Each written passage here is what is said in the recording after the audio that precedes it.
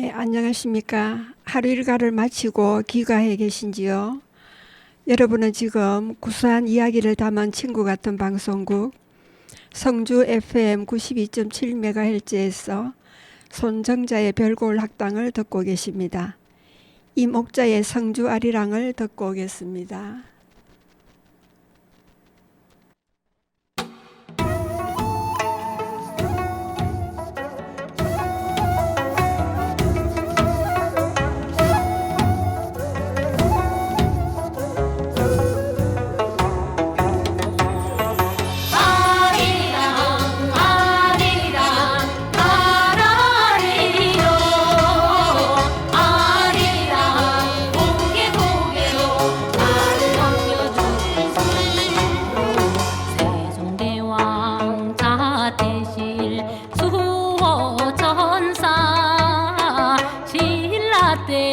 창건된 문화재 선석상 아리랑 아리랑 아라리요 아리랑 고개 고개로 나를 넘겨주시오 가야산 성박숲 성주의 자랑 아름답게 보존하여 후세에 남기세 아리랑 아리랑 아라리요 아리랑 고개 고개로 나를 넘겨주시오 아이고 번님아 성주로 있어 불참에 금참에 마포로 있어 아리랑 아리랑 아라리요 아리랑 고개 고개로 나를 넘겨주시오 앞돌아 갑수나 잠에 따러 가자 망태기 등에 메고 잠에 따러 가자 아리랑 아리랑 아라리요 아리랑 고개 고개로 나를 넘겨주시오 잠에 따른 한왕에 황금꽃 피면 마을마다 경산 안내 얼씨구 절씨구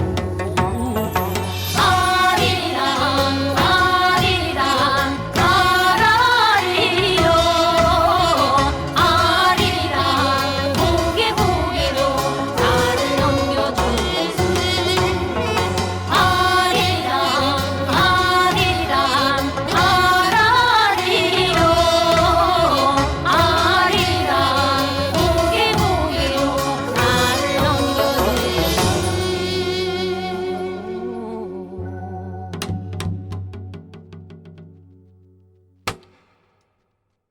예, 오늘은 세한사무 또는 사만새우를 주제로 한 이야기를 하려고 합니다. 진정한 벗이란 어떤 벗을 말하는 것일까요? 라는 내용입니다. 세한사무는 글자 뜻 그대로 겨울의 소나무, 대나무, 매화, 새벗을 말합니다. 추운 겨울에도 독야청청 푸른 소나무가 어뜸이고 사시사철 잎을 떨구지 않는 대나무가 있습니다. 또 하얀 눈 속에서 꽃을 피우는 매화는 겨울에서 제일 먼저 봄 소식을 알리는 꽃으로 잘 알려져 있습니다.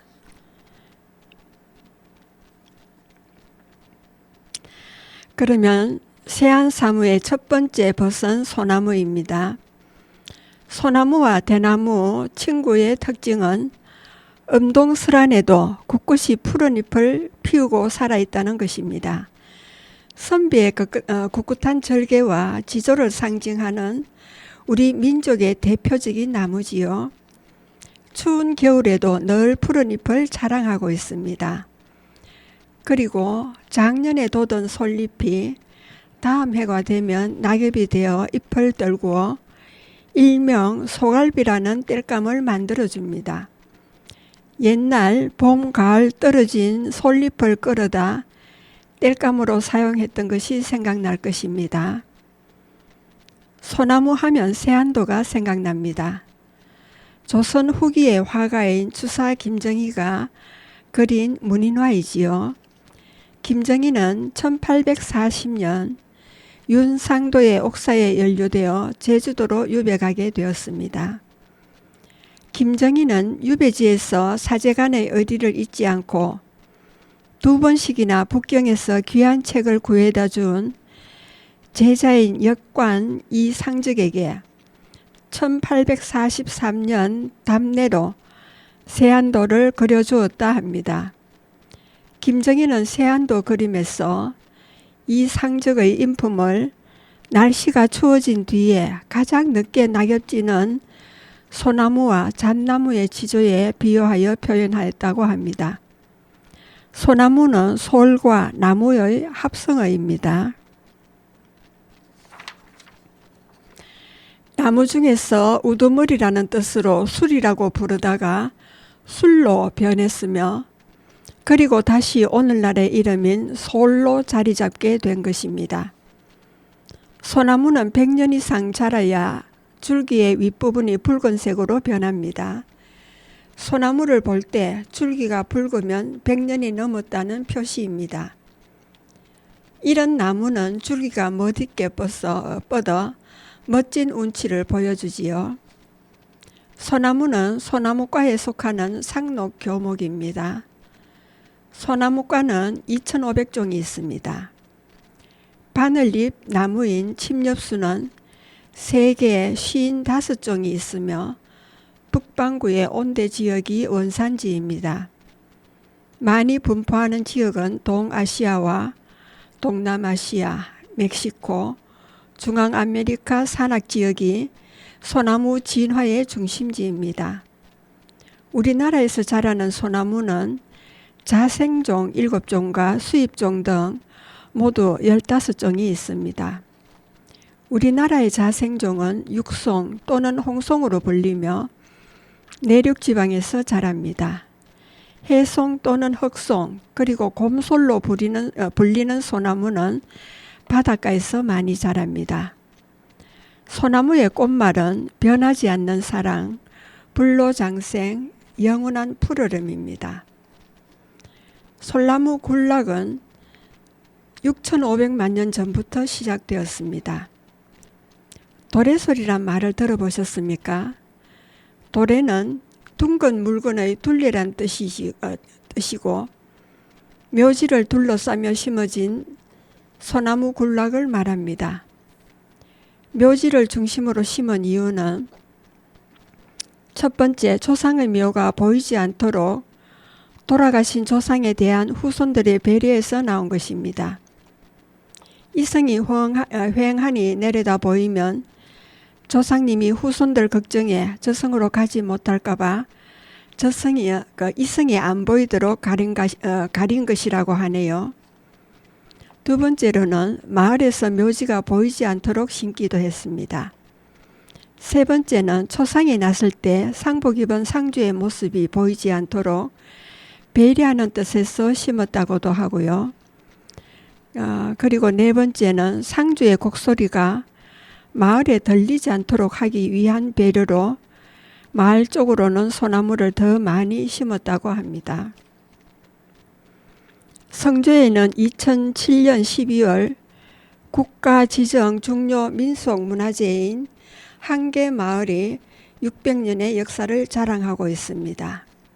마을 정면에서 왼쪽을 보면 야트막한 야산이 보입니다. 그곳을 마을 사람들은 불매등이라 부릅니다. 그곳에는 처음 마을에 들어와서 터를 잡고 마을을 조성한 조상님들의 묘가 있습니다. 묘지 둘레에 도래솔로 심은 수령이 300년 이상 된 소나무가 지금도 조상들의 묘를 지키고 있습니다.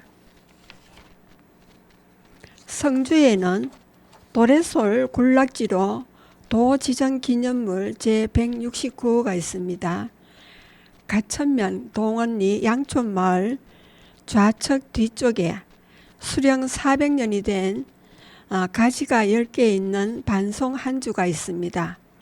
처음 심을 때는 18가지였으나 세월이 흐르면서 8가지는 태풍과 병충해로 죽었습니다. 그리고 수령이 50년에서 100년 된 도래솔 8그루가 있는 소나무 군락지가 유명합니다. 소나무는 나무 껍질의 색깔에 따라서 육송, 해송 또는 흑송이라고도 합니다. 곰솔, 백송으로 나눕니다. 잎의 개수에 따라 침이 2개면 이엽송이라 부르며 육송, 해송, 반송이 여기에 속합니다. 침이 3개면 삼엽송이라 부르며 리기다 소나무, 백송이 여기에 속합니다. 침이 5개면 오엽송이라 부르며 섬잣나무, 스트로브 잣나무가 여기에 속합니다. 나무가 자라는 형태에 따라 금강송, 미인송, 반송으로 나누기도 합니다. 특히 반송은 키가 작으면서 가지가 여러 개 있어 정원용으로 많이 심고 있습니다. 소나무는 둥치를 자르면 다른 나무와는 달리 격가지가 자라지 않는 것이 특징입니다. 소나무의 침을 보면 이엽송인지 삼엽송인지 오엽송인지를 금방 알 수 있습니다. 관심 있게 한번 살펴보시기 바랍니다. 그리고 혹시 금송을 키우거나 본 적이 있는지요? 노란빛이 나며 고급스럽게 보입니다. 그리고 침이 하나로 보입니다. 이것은 일본 소나무인데 사실은 침이 2개인데 붙어 있어 하나로 보이는 것입니다. 육송은 육지에서 자라며 줄기나 가지의 색깔이 붉은색을 띠어 붙어진 이름으로 홍송입니다. 적송이라는 말은 일본인이 붙인 이름입니다. 우리나라 육지에서 자라는 소나무는 육송, 홍송으로 불러야 합니다. 우리나라의 토종으로 서식하는 대부분의 소나무가 이 육송에 해당합니다. 다른 소나무와 달리 붉은색이 도는 줄기와 가지는 푸르니까 어우러져 운치가 있지요. 단종의 유배지 청룡포의 소나무는 국내에서 가장 큰 소나무로 높이가 30m이며 수령이 600년 된 것입니다.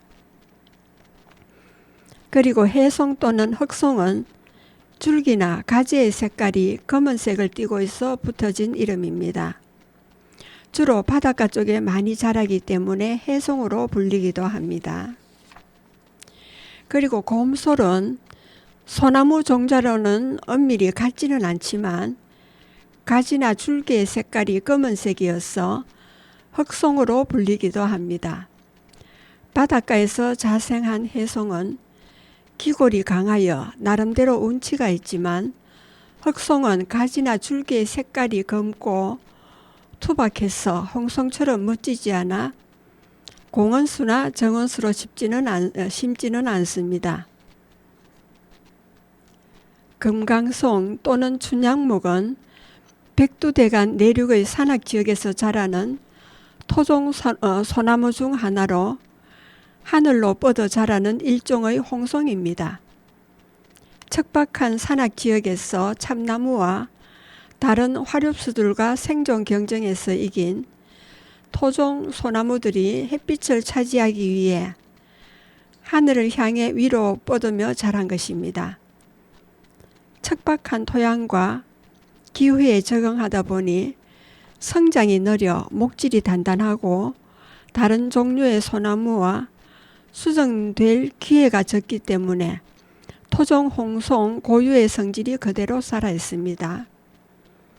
목질부의 색깔도 일반 홍송보다 훨씬 더 붉은색을 띠며 금강송은 춘향목으로 불리기도 합니다.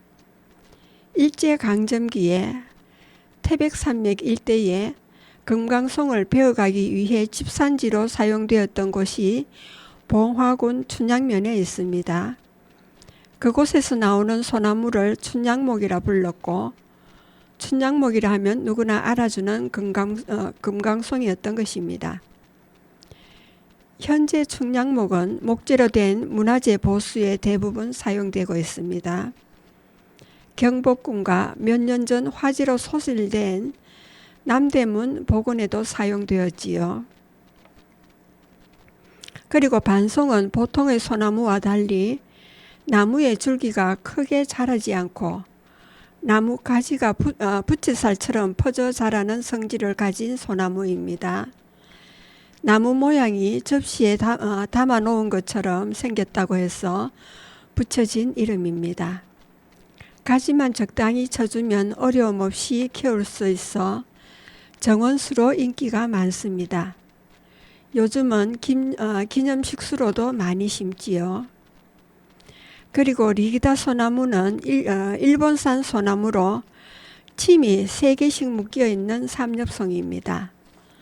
소나무가 어릴 때는 토종 홍송과 구분이 잘 안되지만 침의 숫자를 세어보면 금방 구분이 됩니다. 리기다 소나무는 성장이 토종 소나무보다 빠르고 번식도 잘 되어 해방 후 민둥산을 살림하기 위해 많이 심었습니다. 북한산에도 리기다 소나무가 많이 자라고 있다는군요.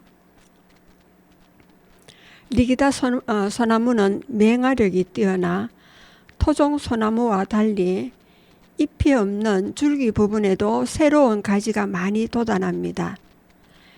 나무의 잎과 줄기가 전반적으로 무성하지만 볼품이 없어 공원수나 정원수로 사용하지는 않습니다.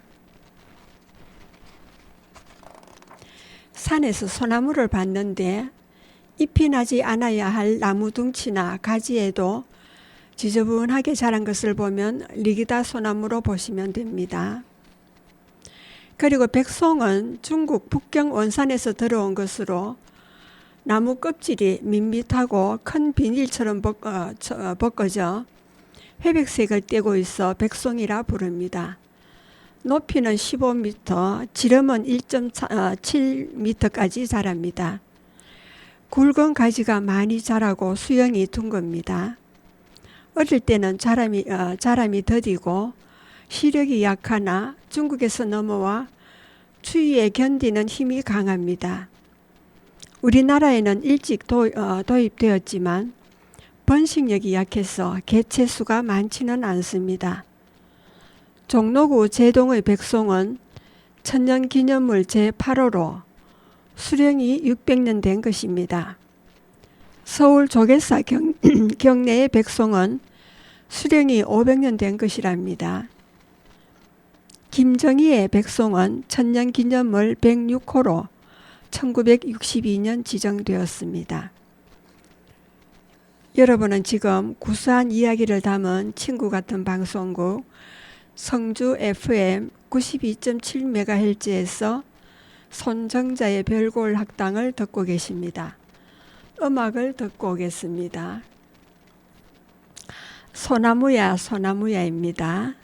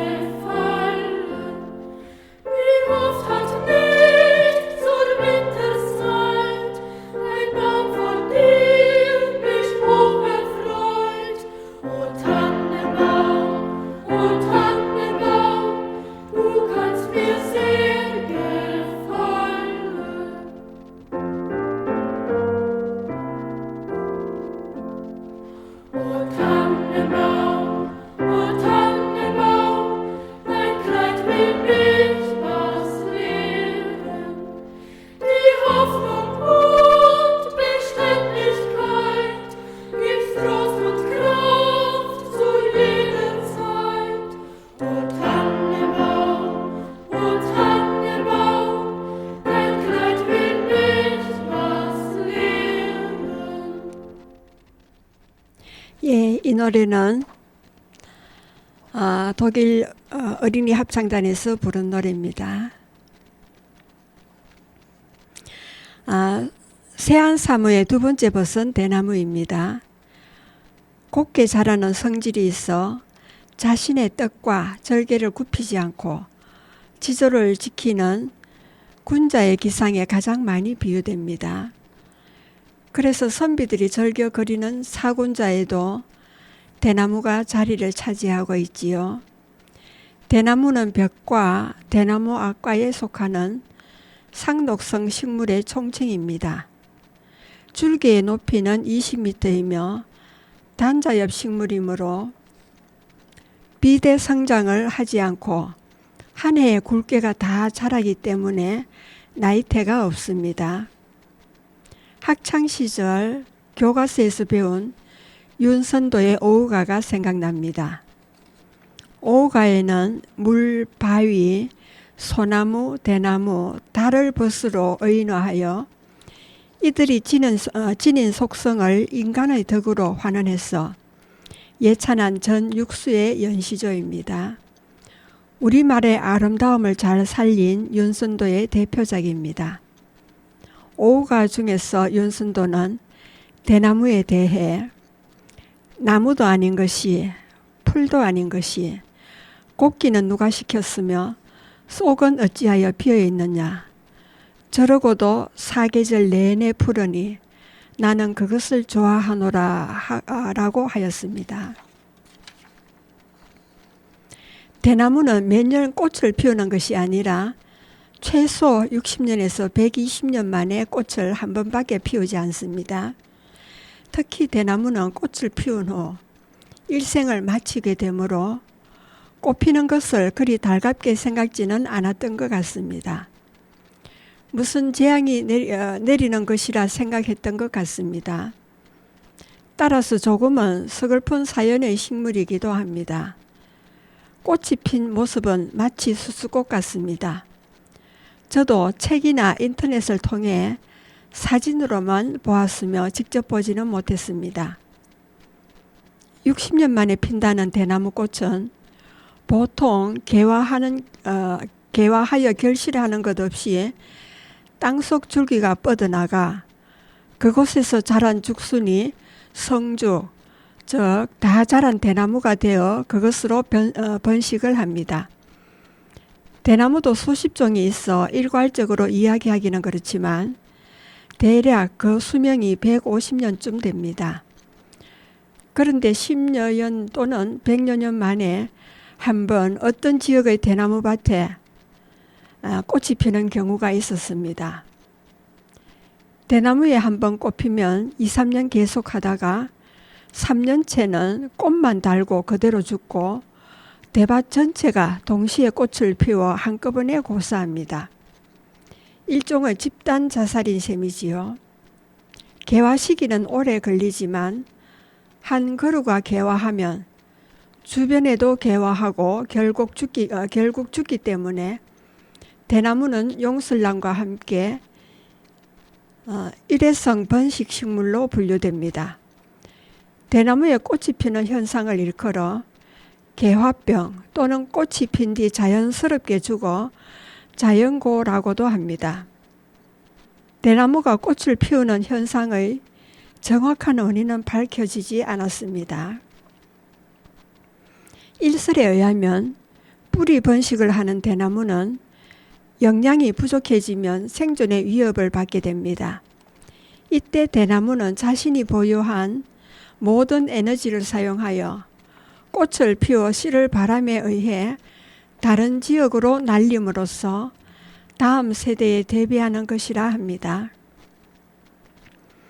특히 우리나라에서는 경상남도와 전라남도가 적합한 지역이라 많이 자라고 있습니다. 남쪽 지방에는 대나무밭도 많고 대나무 공예품도 많이 볼 수 있습니다. 우리는 살면서 대쪽 같은 사람이란 표현을 많이 쓰지요.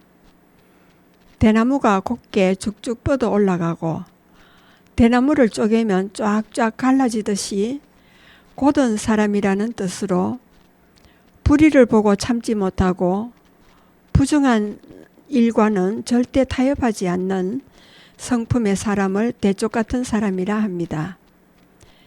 대나무는 다년생 상록식물이고 풀의 일종으로 벽과에 분류됩니다. 75속에 1000여종 이상이 있으며 40m 이상 자랍니다. 우리나라는 신라 이전부터 심은 것으로 추정되며 모두 중국에서 들어온 것으로 삼속 15종이 있습니다. 꽃말은 겨울에도 잎이 푸르며 쏙이 비어 있지만 곱게 자란다 하여 지조, 인내, 절개라 합니다. 대나무는 크게 세 가지가 되는데 우리가 일반적으로 생각하는 딱딱한 대나무인 열대대나무와 온대대나무 그리고 초본성 대나무가 있습니다. 종류에 따라 자라는 속도가 다르지만 빠르게 자라는 대나무는 하루에 1m까지 자랍니다. 대나무는 건축용, 식용, 정원용, 장식용으로 쓰입니다. 뿌리가 옆으로 뻗는 침투성 뿌리와 밑으로 내리는 대나무가 있습니다. 밑으로 내리는 대나무는 다른 식물에 별 지장을 주지 않지만 옆으로 뻗는 대나무는 과도한 뿌리 번식으로 다른 식물에 피해를 주기 때문에 이것을 방지하려면 뿌리 방지 장치를 해주어야 합니다. 한국에서 나고 자라는 대나무는 뿌리가 옆으로 뻗는 대나무들입니다.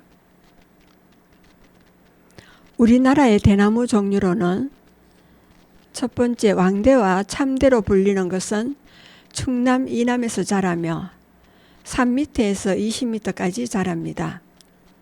중국이 원산이며 죽순을 먹을 수 있습니다. 키가 10m 이상 자라는 왕대 쏙만 대나무라 불립니다. 왕대의 다른 이름은 참죽, 고죽, 넛죽, 당죽으로도 불립니다. 두 번째 맹종죽은 죽순을 먹는다고 하여 죽순대라고도 하는데 키는 10에서 12m까지 자랍니다. 맹종죽은 눈 쌓인 곳에서 올라온 죽순을 부모에게 올린 맹종이란 이름에서 딴 것입니다. 일본에서 19세기 말에 수입되었습니다. 맹종죽의 다른 이름은 강남죽, 일본죽, 식용죽이 있습니다. 세 번째로 오죽은 줄기가 검다 하여 오죽으로 불립니다. 첫 해에는 푸른색을 띠다가 자라면서 검은색으로 변합니다. 키는 3에서 5m까지 자라고 직경이 1에서 3cm까지이며 반죽, 자죽, 흑죽이라고도 불립니다. 흑죽도 있습니다. 네 번째 솜대는 오죽의 변종으로 얼룩무늬가 있습니다. 중부 이남에서 자라고 키는 10m까지 자라며 담죽, 분죽, 감죽, 올죽이 있습니다. 다섯 번째 조리대는 조리를 만든다고 하여 조리대라 부릅니다. 함경남도와 평안남도, 이남 산간 지역에서 자생합니다. 키는 1m 내외이며 산죽, 지죽이 있습니다. 여섯 번째 해장죽은 전라도와 경상도에서 6에서 7m까지 자랍니다. 신우대, 신우대, 식대, 여죽이 있습니다. 참고로 상주는 아버지가 돌아가시면 대나무 지팡이를 짚습니다. 대나무를 짚는 이유는 아버지는 자식의 하늘이기 때문이랍니다. 어머니가 돌아가시면 버드나무 지팡이나 오동나무 지팡이를 짚는데 어머니는 땅을 상징하기 때문입니다. 상주가 지팡이를 짚는 이유는 돌아가신 부모님을 잃은 슬픔과 문상객을 맞으며 지친 상주들이 몸을 지탱하도록 배려한 것이기도 하고요. 그러나 요즘은 장례 문화가 바뀌면서 장례 때 상주들이 지팡이 짚는 것을 보기가 어렵습니다.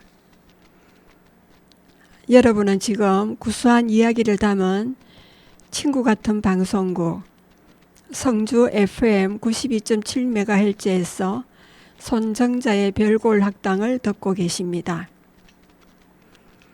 이번에는 노래 대신 이정록의 대통밥이라는 글을 읽어드리겠습니다. 화살도 싫고 창도 싫다. 마디마디 밥 한 그릇 품기까지 수천 년을 비워왔다. 합죽선도 싫고 죽부인도 싫다. 모든 열매들에게 물어봐라. 지가 세상의 허기를 어루만지는 밥이라고 어스대리니 이제 더는 무엇이 되고 싶지 않다. 뗄감도 못 되는 빈 몸뚱아리가 밥 한 그릇이 되었다. 청청 밥솥이 되었다. 칼집처럼 씩씩대는 사람아, 내가 내 밥이다. 농담도 건네며 아궁이처럼 큰 숨 들이마셔라. 불길을 재우고 뜸 들일 줄 알면 스스로 밥이 된 것이다. 하늘 끝 푸른 굴뚝까지 칸칸의 방꼬레마다 밥솥을 걸고 품바 품바 품바 푸르게 타오르는 통 큰 대나무들. 여러분은 남쪽 지방에서 키운 대나무로 지은 대통밥을 먹어보셨나요? 저는 아직 먹어보지 못했는데 기회 있으면 대통밥을 먹어보고 싶습니다. 예, 이번에는 세한 3호의 세 번째 버선 매화입니다. 동지가 지나면 음에서 양으로 바뀌는 때인 동지부터 입춘까지 선비들은 구구소환도를 벽에 붙이고 날마다 매화 한 송이를 그려나가면서 봄을 기다렸다고 합니다. 지금에 견주면 난방이 좋지 않았던 옛날 선비들은 누비옷을 입고 방 안에 화로를 두는 정도였을 겨울나기에 구구소환도가 한 몫을 한 것으로 보입니다. 구구소환도는 동지가 되면 종이에 9개의 칸을 그려놓고 한 칸에 9개씩 81개의 매화를 그린 다음 하루에 하나씩 매화에 붉은 빛을 칠해 나가게 한 것을 말합니다. 그런데 붉은 빛을 칠해가는 방법을 보면 흐린 날은 매화 위쪽을, 맑은 날은 아래쪽을, 바람 부는 날에는 왼쪽을, 비가 오는 날에는 오른쪽을, 눈이 오는 날에는 한가운데를 칠했다고 합니다. 매화 색칠한 것을 보며 81일 동안의 일기도 알 수 있었던 것 같습니다. 선비들의 지혜가 놀랍지 않습니까? 그렇게 하여 80하루가 지나면 모두 81개의 홍매화가 생기고 그러면 봄이 온다고 생각한 것입니다. 또 다른 구구소환도는 9개의 꽃잎이 달린 매화 9개를 그려놓은 것도 있습니다. 한 자에 9획으로 된 글자 9개를 써서 모두 81획을 만든 것입니다. 이렇게 선비들은 자기 마음에 드는 방법으로 홍매화를 만들거나 글자를 써나가 80하루가 되는 날 봄이 왔다고 반겼던 것입니다. 옛 선비들의 겨울나기는 옷이나 음식뿐만이 아니라 이러한 구구소환도를 통한 마음의 겨울나기를 했음이 흥미롭습니다. 매화는 오래 살아도 향기는 팔지 않는다는 말이 있듯이 눈 속에서도 제일 먼저 꽃을 피워 봄을 알리는 전령사입니다. 화려하기도 하고 수수하기도 한 동양의 꽃이지요. 꽃 중의 꽃, 장미과에 속하는 낙엽성 중간 크기의 교목으로 키가 크지 않은 나무입니다. 중국이 원산으로 남부에서 많이 재배되고 있으며 꽃말은 고결한 마음, 인내랍니다. 추운 겨울 내내 인내하다가 순결하게 피어나는 매화의 고결함에 어울리는 꽃말 같지요. 한국인의 가장 사랑받는 꽃이기도 합니다. 매화 꽃잎은 5장이며 과수 중 빠르게 2월부터 4월 사이에 개화합니다. 2월 눈 속에서도 피는 매화를 설중매라 합니다. 꽃이 피고 수정이 되어 70일쯤 되면 장막비가 내릴 때 수확하므로 매시를 매우라 부르기도 합니다. 매화도를 그린 화가들은 강세황, 추사 김정희, 조희룡, 오원 장성업 등이 대표적인 문인 화가들이지요. 그 외에도 많이 있습니다만 옛 선비뿐 아니라 요즘도 관심 있는 분들은 서예와 사군자를 배워 많이들 그리지요. 사군자는 매낭국죽으로 매화, 난초, 국화, 대나무 등 4가지 식물을 일컫는 말로 고결함을 상징하는 문인화의 화제였습니다. 매화는 사군자에도 들어가지요. 이른 봄에 추위를 무릅쓰고 제일 먼저 꽃을 피우며 난초는 깊은 산중에서 은은한 향기를 멀리까지 퍼뜨립니다. 국화는 늦은 가을에 첫 추위를 이겨내며 피지요. 대나무는 모든 식물의 잎이 떨어진 추운 겨울에도 푸른 잎을 계속 유지한다는 각 식물 특유의 장점을 가지고 있습니다. 그래서 군자, 즉 덕과 학식을 갖춘 사람의 인품에 비유하여 사군자라고 부른다지요. 매화나무 중 우리나라에서 천년기념물로 지정된 것을 소개하겠습니다. 매화나무는 중간 크기의 교목으로 수명이 길지 않습니다. 그래서인지 소나무, 은행나무, 느티나무처럼 천년기념물로 지정된 것도 많지 않고요. 우리나라에서 천년기념물로 지정된 매화를 보면 강릉 오죽헌의 500년 이상 된 율곡매가 천년기념물 제484호로 지정되어 있습니다. 그리고 구례 화엄사의 백매가 485호로 지정되었고요. 장성 백양사에 350년 이상 된 고불매가 486호로 지정되었습니다. 그리고 순천 서남사에 600년 이상 된 무전매와 서남매, 그리고 원통전 담띠 백매와 각황전 담길의 홍매인 노매 20그루가 기념물 488호로 지정되었습니다. 현재 우리 경북에서 유일하게 성주 회원서원 경내에는 430년 이상 된 한강매가 있습니다만 아직 천년기념물로 지정받지 못하고 있습니다.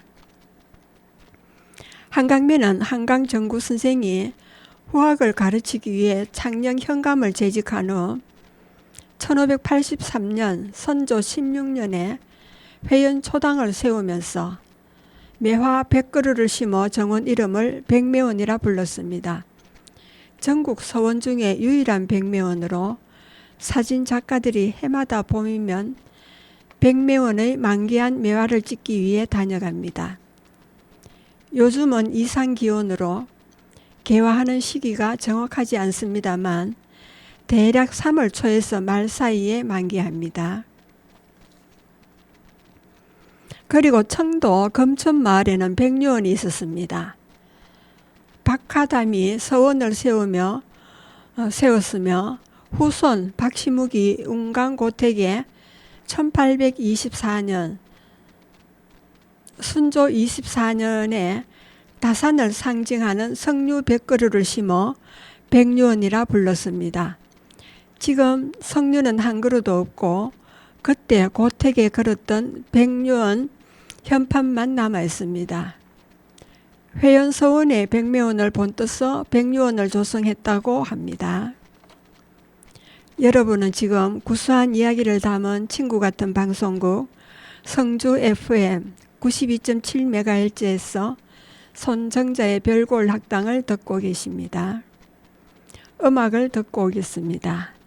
김영임의 매화 타령입니다.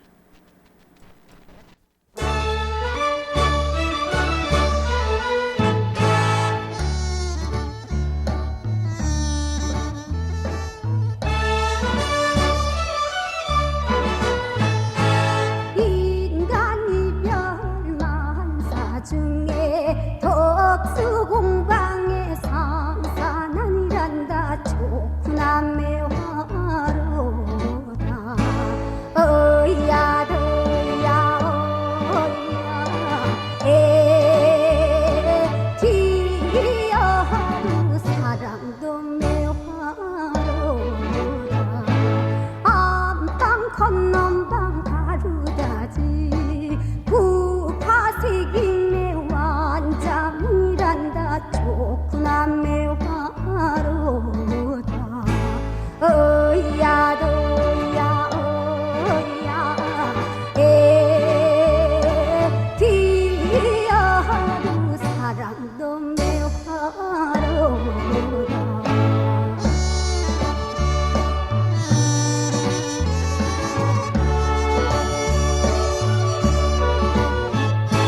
어저께 밤에도 나가자고 그저께 밤에는 구경 가고 무상용체로 산성 거선에 벌받아 달라나 좋구나 매화로다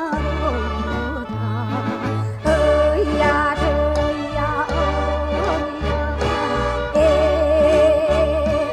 뒤여하루 사랑도 매화로다 나도다 갔네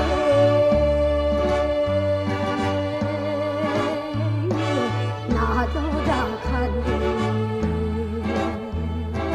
떨떨거리고 나도다 가모나 좋구나 매화로다 어이야 더야 어이야 에 특별히 울더라 사랑도 매화로다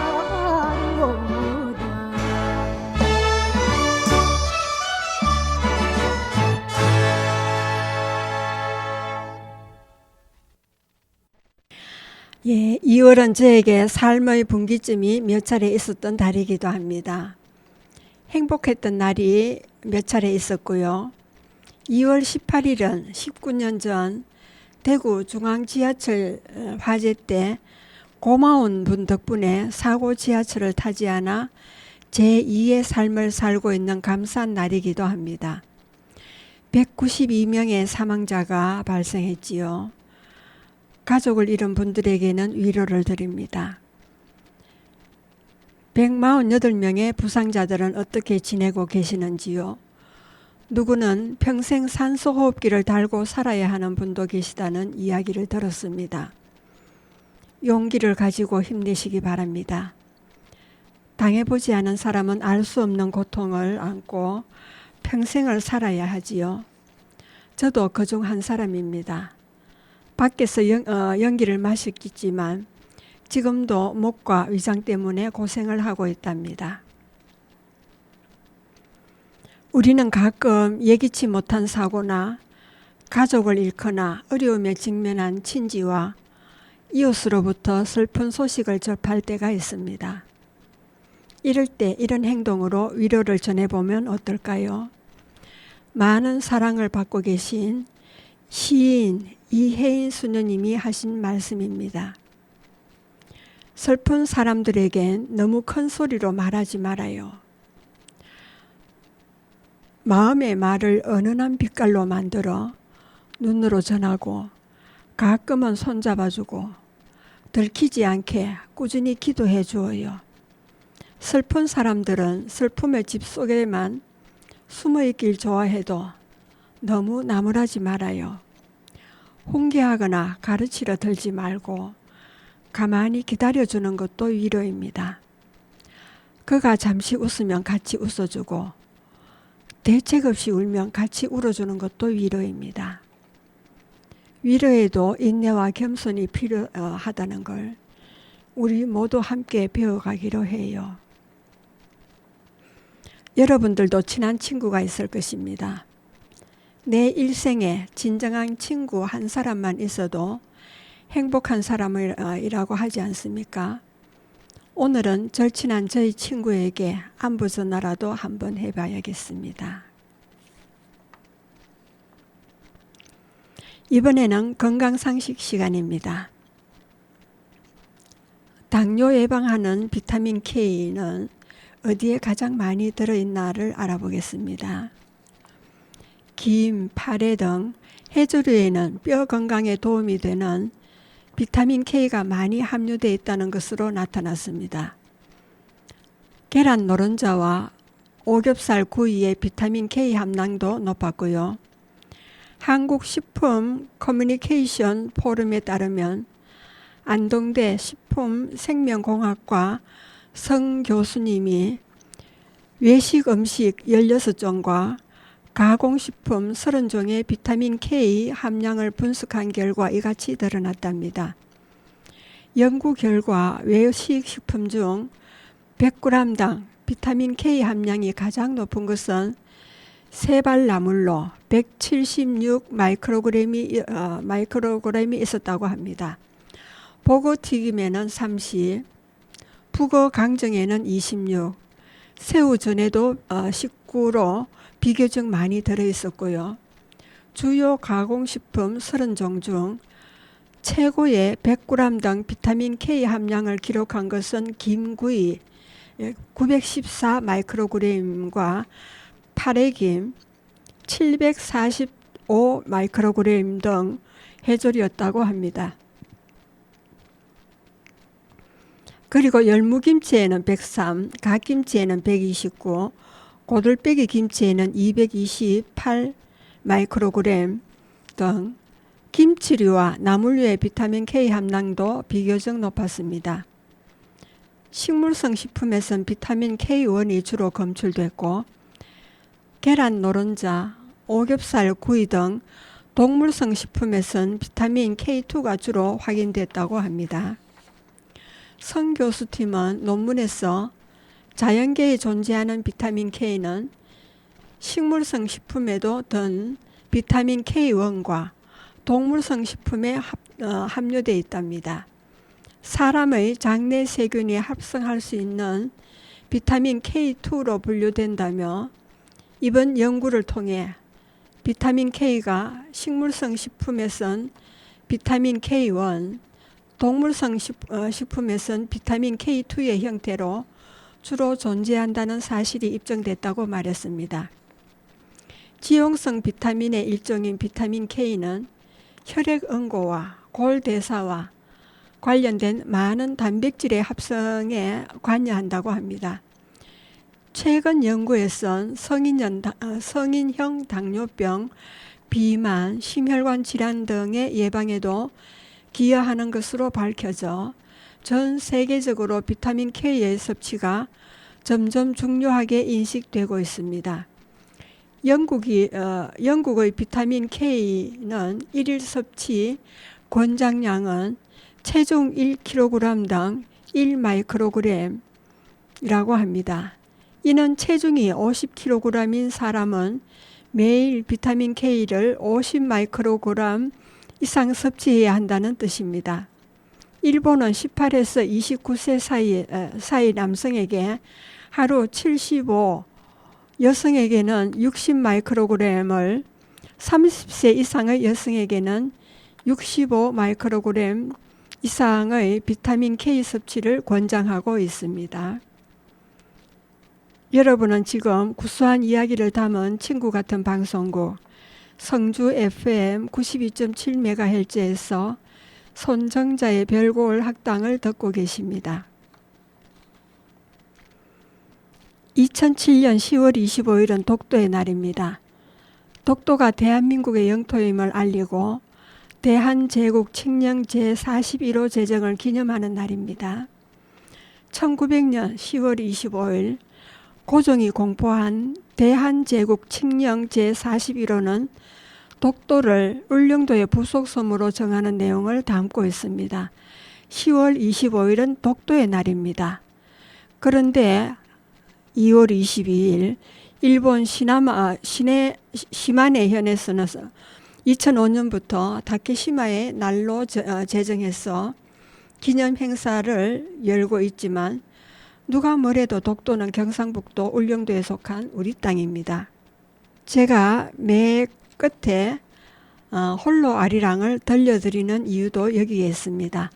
독도가 우리 땅이라는 것을 한 번 더 상기시키고 또 잘 지켜나가도록 해야겠다는 그런 마음에서 노래를 들려드리고 있습니다. 예, 그러면 김호중의 홀로 아리랑을 들려드리겠습니다.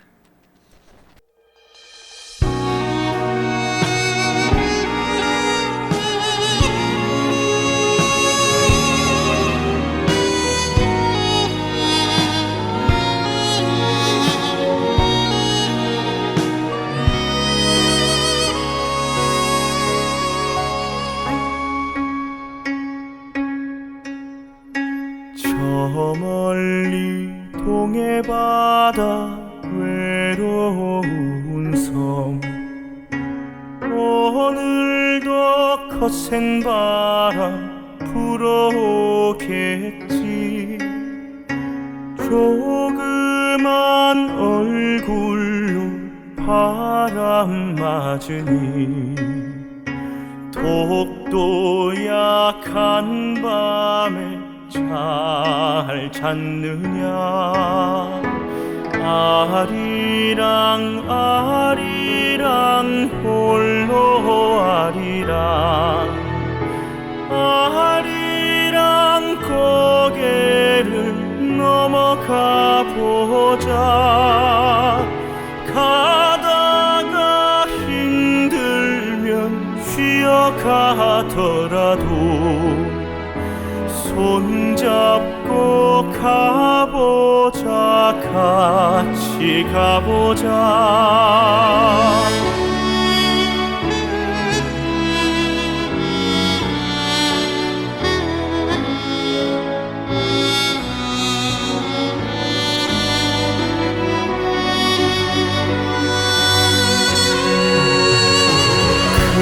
금강산 맑은 물은 동해로 흐르고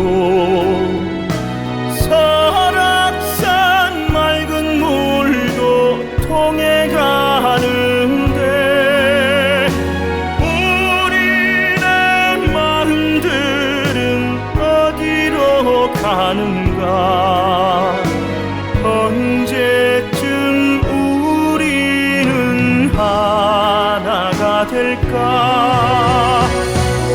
아리랑 아리랑 홀로 아리랑 아리랑 고개를 넘어가 보자 가다가 힘들면 쉬어가더라도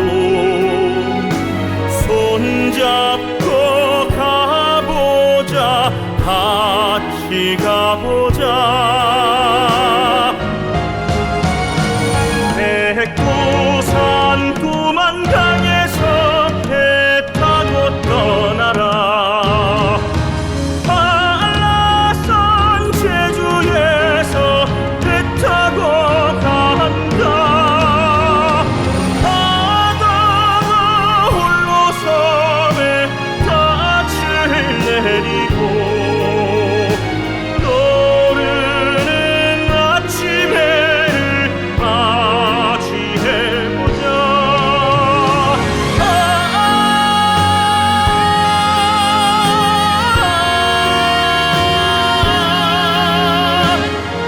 아리랑 고개 넘어가보자 가다가 힘들면 쉬어가더라도 손잡고 가보자 같이 가보자 손잡고 가보자 같이 가보자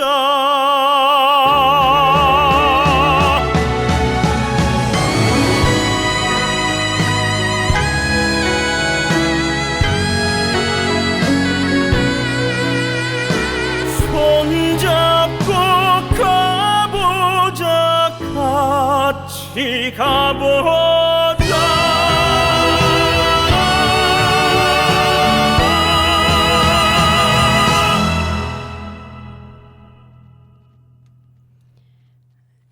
노래 잘 들으셨습니까? 말의 빛에 대해서 말씀드리겠습니다.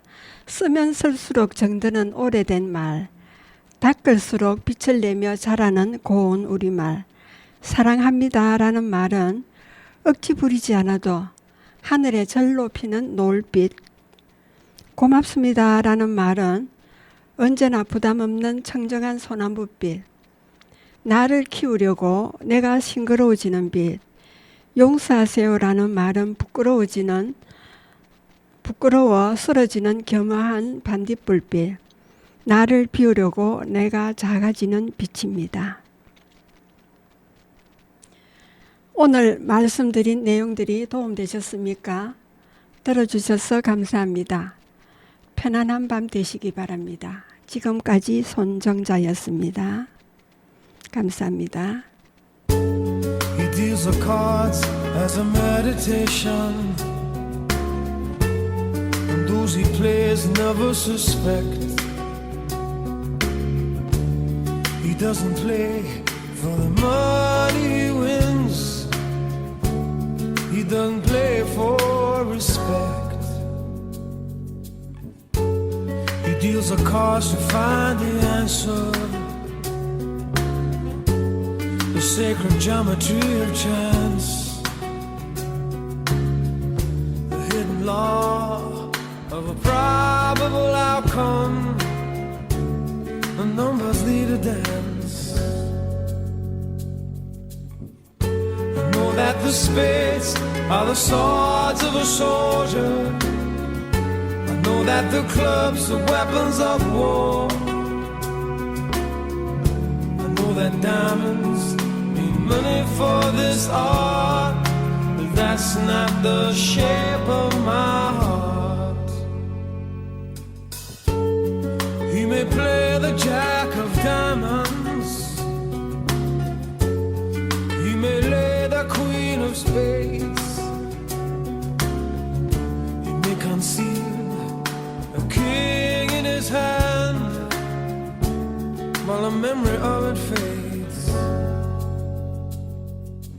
I know that the spades are the swords of a soldier, I know that the clubs are weapons of war, I know that diamonds need money for this art, but that's not the shape of my heart. That's not the shape of my heart.